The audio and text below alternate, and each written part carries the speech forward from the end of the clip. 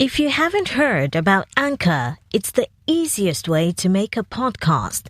Let me explain. It's free. There's creation tools that allow you to record and edit your podcast right from your phone or computer. Anchor will distribute your podcast for you so it can be heard on Spotify, Apple Podcasts, and many more. You can make money from your podcast with no minimum listenership. It's everything you need to make a podcast in one place. We are the wind in the sails of your business. We are your compass. Chart your course towards your targets. Africa Business Radio. Towards a profitable Africa. You're listening to Africa Business Radio, where you get up-to-date insights on the Africa business landscape. Log on to www.africabusinessradio.com. Your favorite shows are available on podcasts. Download them on our website and mobile app. Africa Business Radio, towards a profitable Africa. They are 1.8 billion globally. They will make 75% of workforce by 2025. They will outspace earnings of baby boomers in less than 10 years. Smartphones and tablets are the argument settlers and fact checkers for every conversation. Get more insights on African millennials on Africa Business Radio, towards a profitable Africa.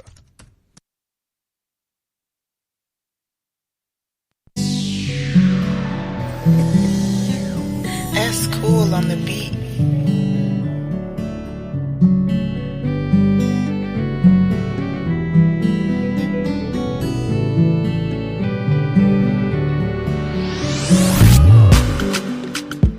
So I always start with all right. I've been looking for another word to put in place of that, but I haven't found yet. So, all right. Welcome to another edition of the African Millennial Radio Show on Africa Business Radio. And like I always try to put a challenge to myself. I want to mention a random country in Africa right now. Cape Verde. That's where everybody goes to right now. How are we doing? I'm sure some of you some of you are listening to this right now. And it's the best show happening in Africa. Don't tell anybody. All right, guys. So straight to it. Yeah, it's of course Tommy Wale, and then I have this very, very great person here. I think the first time I had like an interaction with her was just a phone call. It was like, "Hello, my name is," and then because I'm not going to tell you guys her name yet, except seeing the poster, anyways. And then she showed an interesting interest in a government project. I was like, okay, looks like this person is a leader, without so much of wahala or so much of pushing and things like that. She just, did her thing. And then, it was about the National Sports Festival, and she said she would like to be part of it, to promote it and things like that. But, the kind of environment we are now, maybe if Americans come some other time, it's going to be more serious. All right, let me tell you about her. She's a Nigerian entrepreneur, social enthusiast, music personality, educationist, and humanitarian. She came into fame after emerging as the semi-finalist in the third season of the Big Brother Naija reality TV show. Prior to her participation in the Big Brother show, she was the head of operations at the Continental Basketball League, the first private professional basketball league in Africa, where she was responsible for the daily management of the league, both office and game operations. Now, she has embraced newer and wider ways of finding expression and showcasing her talent as an actress, a host and presenter. She's going to mark my scripts today. Okay, a model, public speaker, writer, and brand influencer and ambassador. Those are different bank accounts for each of these things. They really are. All right, ladies and gentlemen, I have Anto Lecky. How do you, Anto Lecky? Hi, everyone. Yes, okay. Anto Lecky is fine. Anto Lecky is fine. Okay. Thank you for coming to the African Millennial Radio Show. Thank you for having me. I mean, it's good to have you around. When Mutanya told me that would like Anto, I was like, of course now. Anto, that act, that phone call you made that day really just maybe being a way of me getting introduced to you. that just showed me that we actually have leaders getting things done in this country after all. Because for you to just, throw everything you've worked for, right, just into that, and even flying down on your own expense and everything. I mean, thanks for that. I'm sure by the time we get into more conversations, people will know about that, and then people can take a cue on at least taking responsibility. Absolutely. Yeah. So, how's it been? It's been good. Work? Good. Work is work. Work is work for everyone. Okay, what's the latest right now? What's the latest right now? Well, I'm in a film. Dear Affy is currently in cinemas. It's the number one Nollywood film in the country. So please, Dear Affy. Okay. Yeah, it came out on Valentine's Day, and it is a rom-com, so it was like the perfect timing. And definitely see it. I think, especially since we're talking about diversification, entertainment, millennials, I think something I've noticed, I might get beaten up for it, but a lot of millennial Nigerians don't support Nollywood. Yeah, we do. It is what it is. They don't support. They prefer to watch the Marvel or the Bad Boys or the Queen and Slim. And I kind of understand. I do get that, our movies are not as maybe up. I don't use up to par, but the word is up to par. You get into the but cinema, you kind of have to understand, like, a Nollywood film is shot in your house. It's shot in my house. Hollywood films, they literally they have the capacity to build Miami in a studio. You can't compare. I don't think it's fair. No, let's just be frank, Are you getting emotional? I am emotional because Is now, it from the amount of work you saw going? That's the thing. So now I'm in the industry, right? So before we were like, Nollywood. For me, if I like a film, I like a film wherever it is. We watch Indian films there. Indian films as well, so now I see a lot of tweets and feedback like, I will never watch an Nollywood film, I will never do this, and I'm like, for what's available, Nollywood has stepped it up. But I enjoyed 2 Nollywood movies last year. First one, Living in Bondage. We all did. I don't think there's anyone who couldn't. I enjoyed Living in Bondage, actually. And you can see that there was a lot of money pushed into that project. Absolutely. And then the one that actually got me on my knees in the cinema from laughing, Sugar Rush. Oh, for sure. For sure. So those 2, right? I enjoyed them. And I'm sorry, I didn't pay from my pocket.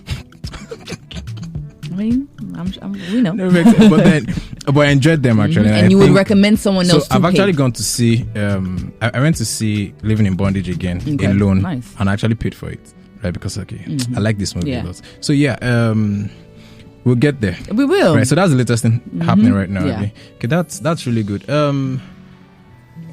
With who you are right now, so with the reality TV that happened then, you got more attention on yourself, obviously. And then maybe there was this sort of box that people probably put you on. 100%. Okay, this is who she is and everything.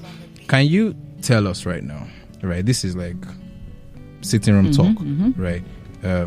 How you are trying to manage that front, because this is what I see about someone who is a celebrity, is like an object of adulation. There's this track from MI's, I think, last album, where the therapist was talking back to him after every song and everything, and then she was like, a celebrity is just created, and then people just want whatever they want from that person, forgetting the fact that person is also a human being. So how have you been able to manage being that celebrity, right, and at the same time being authentic and truthful to who you are? Yeah, it's actually hard. I definitely can't lie about that. It's one thing to be a celebrity, and there's another thing to have been a celebrity from the Big Brother platform. Big Brother comes with its own wahala, like they say. So I think it's really a double wahala. Literally. So it's a lot of work, because people do automatically box you into something, especially from Big Brother. There's a lot of people who kind of feel like Big Brother people, like they call us, don't have talent, don't have skill. Like, they just lived in the house, woke up, and they had 100,000 followers on Instagram. So unless you are prepared for that, it's going to be very difficult for you. So luckily for me, I come from the corporate world. So working is not something difficult. It's not that I didn't know what I wanted in life, or I went to the show for a reason. I had a purpose. I wanted to use the platform to get more influence. Okay, so there was a reason. There was a reason. For me, I could have just gone back to work. Like, there's nothing stopping me from sending my CV to someone right now and getting a job. So that's kind of what keeps me grounded. I know that if something doesn't work out, I always have a backup plan. And my biggest backup plan is going back to someone else's country. Like, for me, luckily for me, I'm okay. Like, I don't really, nothing's really pressuring me to have to live the lifestyle that I don't want to live.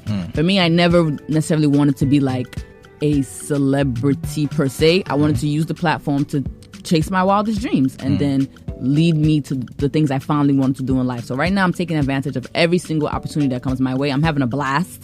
Yes, of course, being a celebrity, things are like, this person, she's this, or things that shouldn't really be happen, but it comes with the territory. But I think I'm doing very well by chasing my dreams. And so I heard something just now.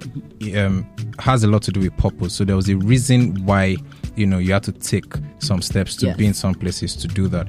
Now, when it comes to why we do things, why I want to go to school, why I want to be this person, why I want to try entrepreneurship, why I want to be in 9 to 5, why I want to, and looking at the environment we're currently living right now, right? With everything you are, so we're just talking, right? I'm not. You don't have to quote Warren Buffett. I'm not asking you to quote Bill Gates or anybody. How do you think people, or what advice do you give to anyone who is just trying to maybe get something done for themselves, right? Using yourself as an example. I mean, you have so many things. Your civil, sorry, each of those things you do, there are different banks to take care of them. Kind of, a little bit. Yes, sir. So what would you tell that lady, that dude, just trying to finish school and then just trying to find something, at least have some purpose going? Yeah. I think it's best to be honest. Especially in a climate like Nigeria, things are harder than they need to be. It is Absolutely. What it is, Absolutely. So I think it's best to be honest and say that this thing might not work out on the first try, or the second try, or the third try, or whatever try. I think is most people kind of realize in Nigeria, lots of people are motivational speakers. They sell you a dream. Nigeria is not dreamy. The clouds are dusty. It's not as easy and rosy as you think. So I think it's best to try to figure out how to deal with the negative things that can happen first, and then prepare yourself for when the blue. I think it's best to just things probably will go wrong. Okay. And not to let that wrong or that fear keep you from wanting to continue to achieve the You sound the absolutely motivating right now. So, well, let me just go back to because I was having a particular thought when I asked the question, but don't worry, that's going to be just round that day. You are obviously an entertainer, right? I mean, Anto stands somewhere, it's selfies is everything, right? Which I'm still going to do after. Just kidding. Of course, you have life going, right? And when you're an entertainer, people just want to see you the same way, like I said earlier. So we have cases of guys who are deep in entertainment before, but then all of a sudden they're maybe not more on the headlines, but then those guys are still, making money. Do you think... No. Okay, wait. Let me just throw this out to you first. Do you think doing something in the entertainment light, right, would actually bring some value to who you are and more things you want to do for yourself? Do you understand what I'm saying? Yeah. For me, yes. So I know there was a time on Twitter people said, like, who was the housemate that shouldn't have been a housemate? A lot of people said me, because I was already working. I already have 103 degrees. But that's the reason for me. I feel like that is why I went on the show. Okay. I needed to take my career from working for someone else to working for myself. And that is what the platform did for me. So for me, my end goal is to either be a government official or to lead an NGO. That's United Nations or Ministry of Sports, like we discussed before. Something that is my end goal, to be a leader, like we've been saying. So it's like, okay, why would you go to live in a house to get there? If I didn't live in that house, I probably wouldn't be talking to you right now. That house is what has opened so many more doors for me. I know so many more politicians now because of that show. I've been able to actually go to the World Health Assembly to talk to world leaders because someone saw me on that show. So I think that was the entertainment bit for me. I needed that platform to get me to my next step. So somebody might say, this person's a banker, why they become an entertainer? It can help as long as you understand your purpose, as long as you can think of how that can lead you to the next step. Yeah. So especially considering the behavior of African millennials or even Gen Z lately. So my business analyst was telling me, I didn't used to post so much on Instagram before. I think I have maybe about 3,000 something, right? And it was like, to me, you actually have stuff in you. You have what it takes and everything. That just stop. If you go and eat somewhere, take a picture. Make me eat, take a picture. I couldn't. Why? But then I'm actually seeing some benefits in it. So there are a couple of people who are very, very introverted, right? But then they have stuff that the world actually needs, right? And then from what you said right now, it might just what's it called? Be good for you to actually do something, quote unquote. Do something that tends towards vanity. Yeah. A bit so you can get the attention of people and pull them back. Okay, cool. Now, in that right now, I want to move away from me being the entertainer. Sure. Right. And then, well, an entertainer, but then let's talk more into the diversification right now. Apart from the movie you just made, what's a major thing that hits you going right now? Well, I also have a creative strategy company, which is focused primarily on events management. And kind of the entertainment thing kind of helped to boost that. I was doing it before. Yeah. And then two of my friends that I lived with in that house got married last year. Okay. And I was actually the event planner for their wedding. Wait, so that was... Are you from Ijebu? No. It's so business. Everything is a business to me. Everything has to be business. Like, yes, even in fun, it's great to have fun. Yeah. But I think that it's really important to have a business sense of mind, because you never know when whatever needs to happen can happen. I think at any opportunity you can try and find a business mind in it. For me, that's just how I'm always thinking. Now you have something else to do with sports, right? You know what? Let's focus on that after the break. Let's have a quick break and then we'll come back to that, because there's a lot of talk on that sports side.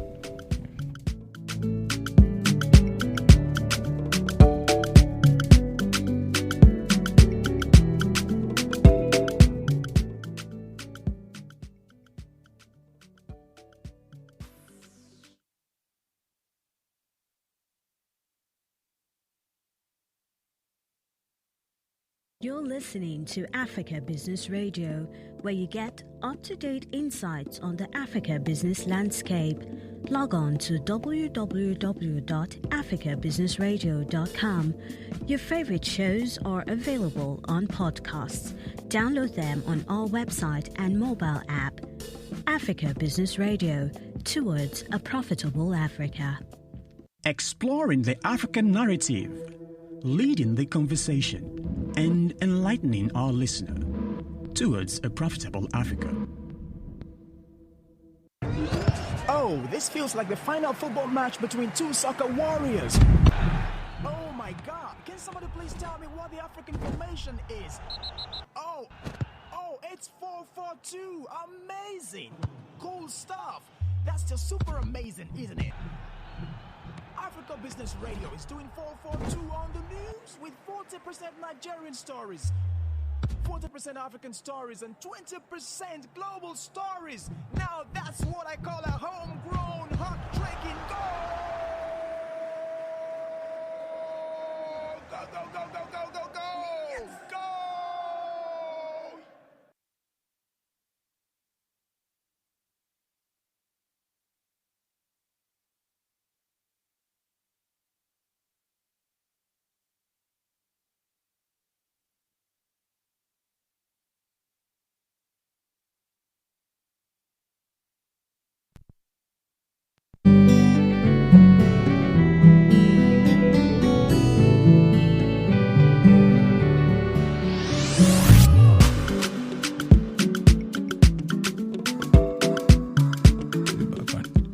All right, guys, welcome. And it's the African Millennial Radio Show on Africa Business Radio. And I have, of course, Anto on the show today. If you can check out on Instagram, it's Anto Lecky. Lecky. Right, on Instagram. And then Twitter also is Anto Lecky.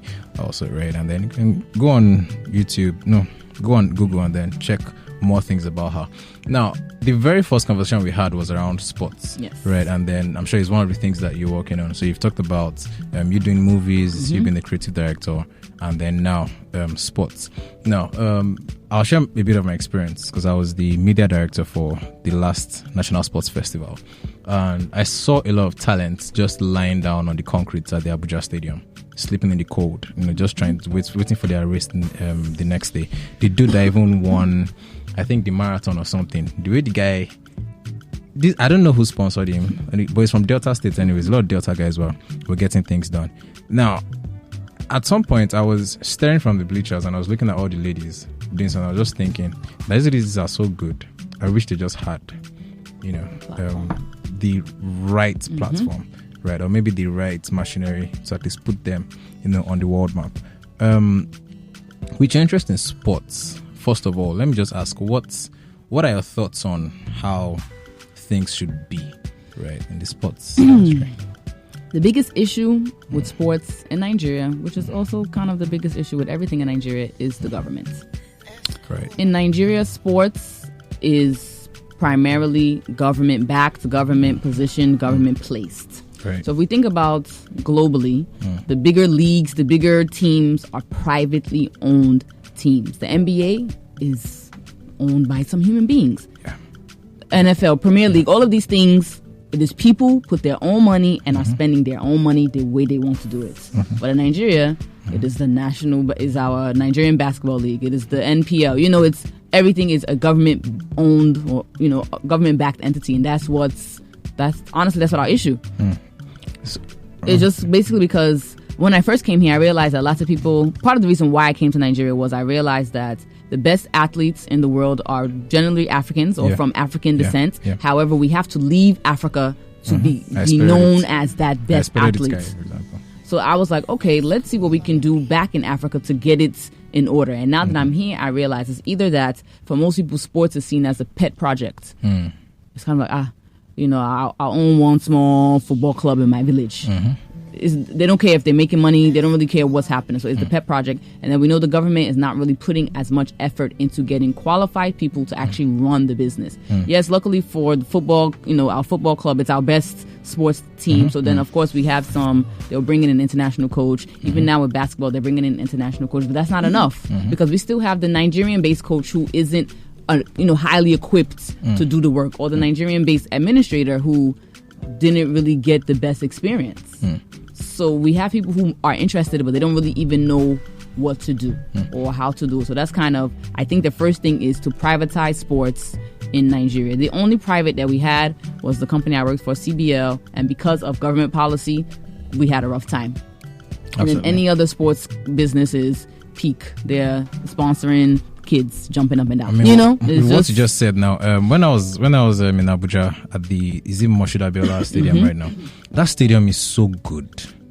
Like I was seeing some things and I just maybe did a flashback of when it was launched. It was so good, and there was a thought that maybe, like you said, private, maybe some private organization should take it up and then just pay some concession to the government. That way they'll be forced to bring activities, to that place. Now let me.